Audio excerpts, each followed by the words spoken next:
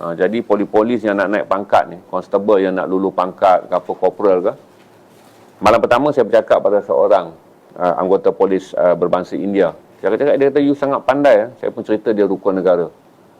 Kemudian saya duduk dalam lokap. Di luar lokap ni penuh dengan polis yang datang mengambil kelas macam saya dengan saya. Saya jadi guru lah. Saya jadi guru. Jadi sejak tu saya dapat makan, minum, mandi 2-3 kali. Saya tak kena marah. Saya dapat special treatment. Saya dapat rokok. Dan saya buka kelas tu 1 minggu. Bergila-gila hinggalah polis daripada balai yang lain pun datang. Untuk mendengar kerana mereka nak mengambil peperiksaan polis. Haruslah cakap tentang rukun negara. Jadi waktu itulah saya belajar macam mana lock-up. Dan tahanan di lock-up dan lagu Wise Man. Jadi di lock-up ni tu kalau saya tak ada kerja apa, saya suka menyanyi lagu Wise Man. Wise man, which way should I run? There are so many roads, so many ways to town. I'm like a blind man, lost in the sun. Saya duduk menyanyi itulah sampai menghiburkan hati saya. Hinggalah belah malam, saya akan memulakan kelas daripada pukul 9 hinggalah pukul 1 pagi kadang-kadang. Ramai. Jadi seluruh kawan-kawan saya yang kena lock up tu menumpang tuah. Tidak diusik, tidak dijentik, tak kena marah, tak kena apa. Malah kami dapat stok makanan, stok rokok dan boleh menjadi pesta pora. Tu saya cerita pengalaman saya di lock up kali pertama, 11 hari. Kemudian daripada roti, saya di-upgrade. Saya boleh makan mi goreng, order apa saja yang saya nak. Kerana ramai anggota polis mengambil kelas rukun negara daripada saya. Kemudian saya cerita tentang zaman saya susah. Ketika Taman Rimba di Alor nak dibuka daripada hutan. Kemudian bagaimana pemaju telah menurunkan tanah merah yang sangat banyak. Dan tanah merah tu banyak ubi kayu. Dan itulah hari yang mewah bagi keluarga kami yang miskin tinggal di Pumpung. Kerana saya pergi, saya akan gali tanah merah, dapat ubi kayu isi dalam gundi. Ubi kayu isi dalam gundi. Dan selama 4-5 hari lah, keluarga kami dan juga keluarga penduduk miskin di sekitar setinggan Sungai Pumpung mendapat habuan durian runtuh daripada ubi keladi yang sangat hebat. Jadi kalau tuan-tuan tengok Taman Rimba di Alor Setar Kedah yang sangat popular sebagai destinasi rekreasi petang, itulah tapak asal yang kemudian saya boleh ceritalah sejarah asal usul dia. Kemudian saya main ke Kuala Lumpur, saya cerita perjalanan saya daripada Kuala Lumpur ke Terengganu. Sebab tu saya kata Terengganu adalah my second hometown. Saya tinggal di Terengganu. Di Terengganu lah saya bertemu dengan banyak orang yang kemudiannya mendedahkan saya kepada ribuan buku. Kerana saya pergi ke rumah, di sebuah rumah nama dia Sanggar Theater di Terengganu, ada 1000 lebih judul buku. Ada 500 lebih kaset lagu-lagu folk. Di situlah saya belajar membaca buku-buku yang berkualiti tinggi. Dan saya didedahkan pada lagu-lagu folk. Bob Dylan, Cat Stevens. Kemudian saya dengar Kaki Lima. Saya dengar Iwan Fals. Saya dengar Kantata Takwa. Saya dengar Dol Sumbang. Lagu-lagu kritik sosial ni. Dan kemudian memberikan saya banyak pengetahuan tentang lirik-lirik yang mengubah dunia. Ini saya ambil ni. Kemudian ini guru saya, Marzuki Ali, yang menjaga dan saya seperti anaknya sendiri. Ketika saya merantau hampir 3 tahun di Terengganu, dan di Terengganu lah saya belajar, saya menulis dan akhirnya saya mendapat akses masuk ke USM. Kemudian saya ada kawan sukar, kawan masa sukar dan memori abadi. Sebab tu saya katakan kalau kita ada kawan hobi, dia susah nak berada dalam memori. Tapi ini kawan-kawan yang saya kenal semasa saya hidup sukar. Ini gambar saya masa saya melakukan watak utama sebagai Pak Awang daripada teater karya penulis terkenal Indonesia Putu Wijaya. Ini dipentaskan sampai di kampung-kampung pedalaman di Terengganu, di Penarik, di Besut, main di sekolah menengah kebangsaan Tengku Intan Zahara, Dungun, pentas sampai ke negeri Pahang, ke Kuala Lumpur, ke Sabah dan Sarawak. Kemudian pada hari-hari saya rindukan Terengganu. Kenapa saya sangat merindui Pasar Garit di Terengganu walaupun dah tak ada, pasar tu dah jadi bangunan.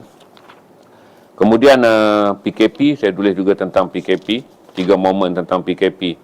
Kemudian pengenalan saya dengan seorang lelaki Cina yang kemudiannya dia berhentikan Grab dia. Saya turun tapi dia tak nak saya turun, kami terus bersembang. Iaitu dia berusia 40-an tapi takut berkahwin kerana kos sara hidup yang tinggi. Hasil berbual dengan saya tu, dia berhenti, dia buka tingkap, dia kata let's smoking. Saya smoke dan saya bercerita dah dengan dia tentang perkahwinan dan segala benda. Bagi seorang lelaki yang takut kos sara hidup yang tinggi dan dia bujang sampai 40-an. Kemudian dalam ni ada menulis momen-momen. Kenapa saya menulis semua momen penting saya pada pagi hari. Ini disiplin saya pada setiap pagi. Kalau ada momen penting, saya akan tulis untuk tidak melupakan.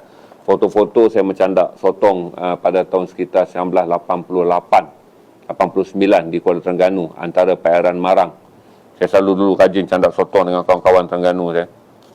Kemudian cerita hujung minggu di mana saya menerima khabar kawan-kawan. Bila saya dah berumur, saya menerima khabar kawan-kawan saya mati.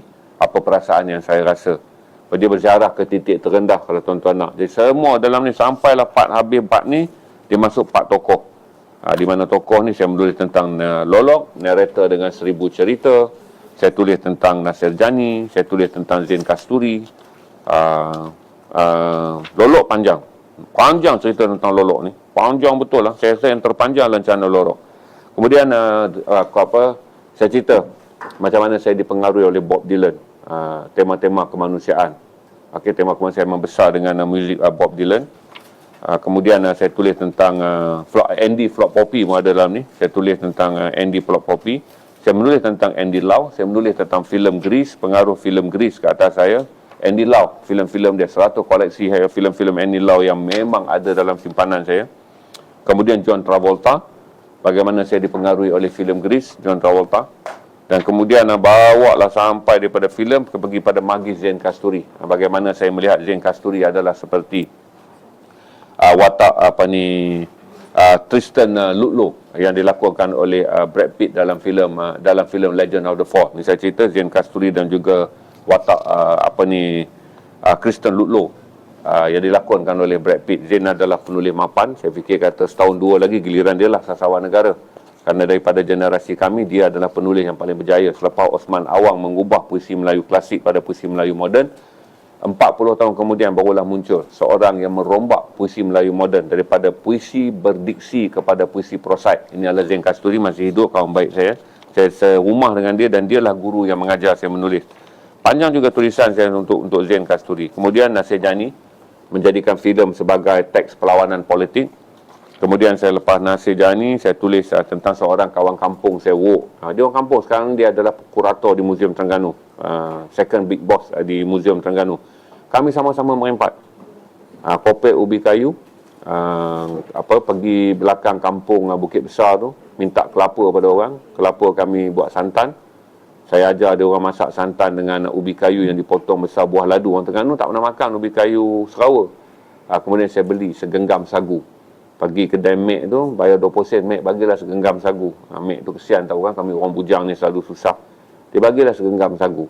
Dan saya masak, dan sejak itulah saya menjadi tukang masak.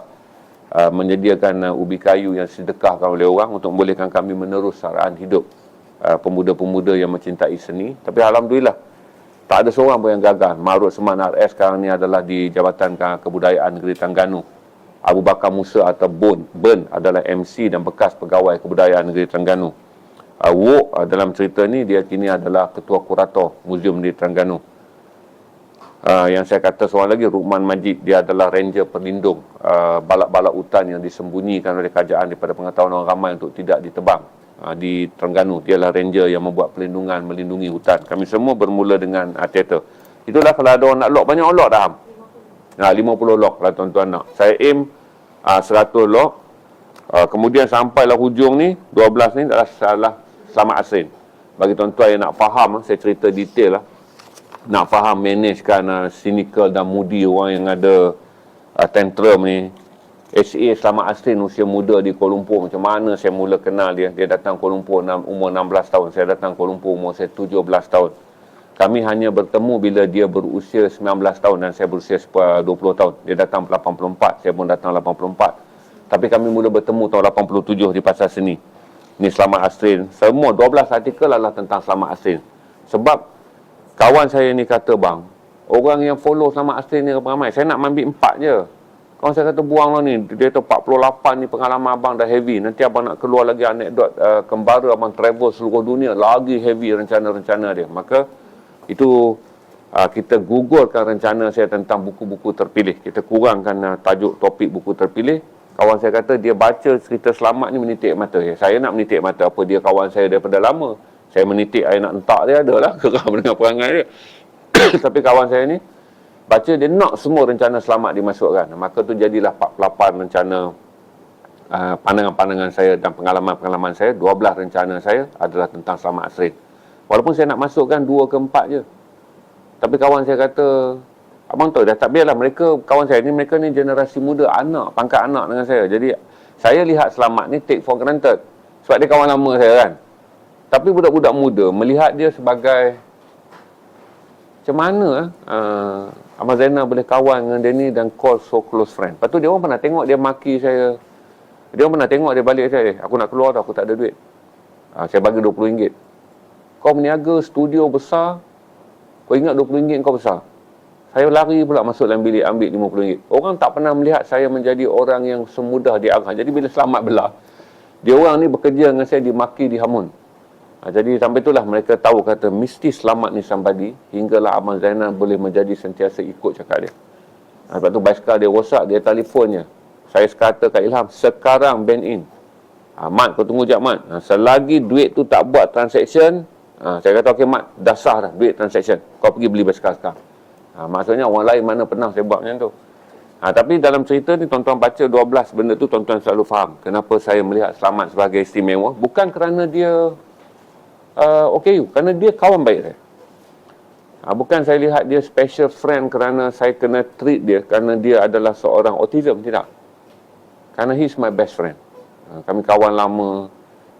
Saya pergi ketika kali pertama dia dapat kerja kan, dia belagak lah. Tahu tak dia kerja apa yang profesional? Kerja Selamat yang paling profesional adalah tukang kebun di Central Market. Dia kerja siram pokok bunga pukul 4. Dia punya belagak tuan-tuan. Aduh, Tuhan sajalah yang tahu. Saya duduk kat kedai kopi ni. Saya pergi kan, Sabtu Ahad dia kena kerja. Jadi pukul 4 dia datang tengok minum kopi kan. Kau orang ni tak habis-habis duduk, ya kerja tak ada. Dia pergi ambil getah panjang, dia siram dekat pipe. Dia siramlah pokok-pokok bunga keliling CM. Sebab apa? Jawatan tu dibagi oleh seorang pengurus CM yang kesian tengok dia. Tengok dia tak kerja, hidup bawah tangga, belakang store CM. Dia orang tu bagilah kerja. Bagi dia gaji 400, 500 bulan lepas lah makan dia. Ini ada sekitar tahun 1993-94. Jadi tiap-tiap kali dia nak mula start kerja, dia datanglah meja tempat kita orang kerja dengan pipe air dia siram tu tak jauh. Saya duduk restoran Langkawi di bangunan belakang. Saya masih ingatlah satu hari dia datang perli je. Kau orang ni hari-hari lepak kerja tak mau. Lepas tu dia pergi cucuk getah dia dekat air, dia siram. Itulah ketika dia memiliki pekerjaan profesional pertama walaupun tidak ber-EPF. Tapi dia punya sombong, Allah saja yang tahu. Tu 12 rencana tentang Selamat.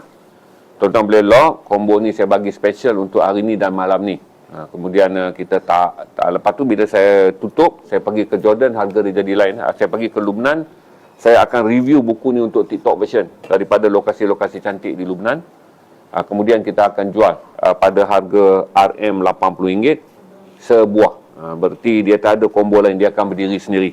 Ataupun saya akan jual pada RM130, dua combo ni dalam version TikTok. Kerana TikTok kita dah ada lesen untuk buka TikTok bag. Jika nak ambil ni hari, ambil lah RM100 saya bagi kan. 100 belanja 2 buku lagi. Okey, nanti yang akan keluar hanyalah version ni. RM ni. Version ni pun tak banyak, saya ada 500 buah. Version ni dah tak ada dah stok dia sebab dia terjual 11,000 lebih. Penerbit dah tak mau terbit dah, saya minta 500 tambahan. Jadi ada 500 lagi untuk saya. Maka saya combo yang ni 1,000. Jika yang ni pun lock dulu, saya aim 100 lock. Kalau tuan-tuan nak lock, dan saya boleh bagi tahu kata, saya sarankan kalau tuan-tuan ada anak-anak. Kerana buku ni saya tulis adalah kesan bagaimana, sebab apa, saya baik dengan Arif, salah seorang reader artikel ni, dan saya baik dengan Syabab, dan saya baik dengan Amir. 3 pembaca artikel saya untuk dibukukan, mereka ni semua. Amir baru 25, Syabab baru 32, kemudian Faiz baru 25. Bila saya tengok mereka membaca, mereka yang select rencana-rencana mereka dulu, barulah saya faham benda-benda yang menjadi perkara biasa kepada saya adalah satu yang luar biasa pada mereka. Maka saya memilih menulisnya dengan 3 orang yang mempunyai pengalaman yang besar. Amir adalah penerbit dan editor di Tentang Kita. Faiz adalah seorang engineer.